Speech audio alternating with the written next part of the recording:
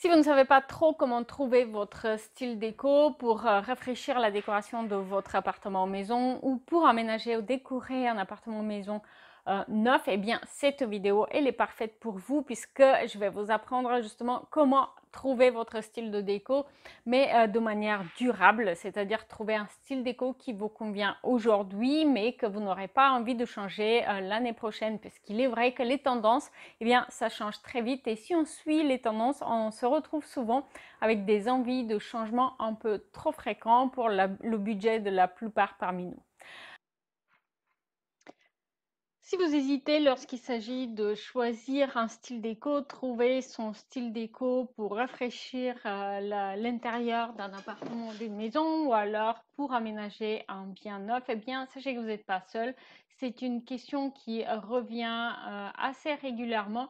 Et en fait, le problème, c'est bel et bien qu'il existe plein de styles de déco. Alors, on peut imaginer un style industriel contemporain comme cette image, ou alors quelque chose de plus ethnique et bohème, ou alors encore un style scandinave avec un petit côté chic, ou alors simplement aller pour les couleurs féminines, le doré et puis le blanc effet marbre pour un effet chic haut de gamme, ou alors opter pour une déco scandinave et industrielle à la fois, scandinave récup. Les options sont innombrables et en fait, il faut choisir son style euh, en sorte pour que celui-ci reflète vos préférences sur le long terme. C'est l'idéal. Pourquoi? Eh bien, simplement parce que changer de style de déco, ça revient assez cher. Et lorsqu'on choisit sur un coup de cœur pour une tendance du moment, il se peut que dans 6 mois, on arrive à une combinaison de couleurs tendance qui est tout à l'opposé de ce qu'on avait pris. Et du coup, on se met à douter, on est facilement influencé par l'avis des invités, etc. Alors, comment faire pour choisir un style qui va refléter vos préférences sur le long terme? Eh bien, ce que je conseille souvent, c'est de s'inspirer de votre garde-robe, puisqu'on passe beaucoup plus longtemps à réfléchir et aussi à porter nos habits à l'extérieur, à choisir sur les choix d'habits que de mobilier, de décoration.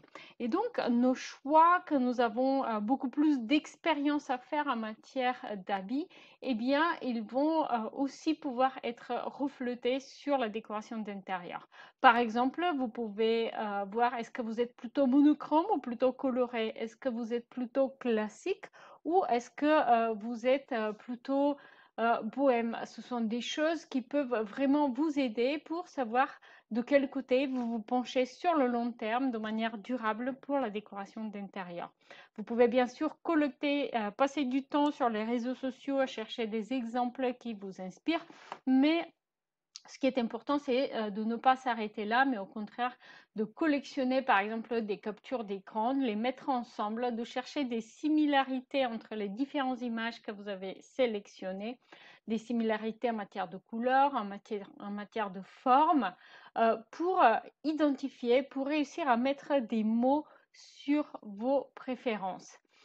Quelles sont les ressemblances entre les images que vous avez sélectionnées? Est-ce que les formes sont plutôt rectilignes ou ovales? Est-ce qu'il y a plutôt des couleurs claires ou des couleurs foncées? Est-ce que c'est plutôt neutre ou plutôt avec des couleurs saturées? En cas de doute, je vous conseille de simplifier et de sous-décorer.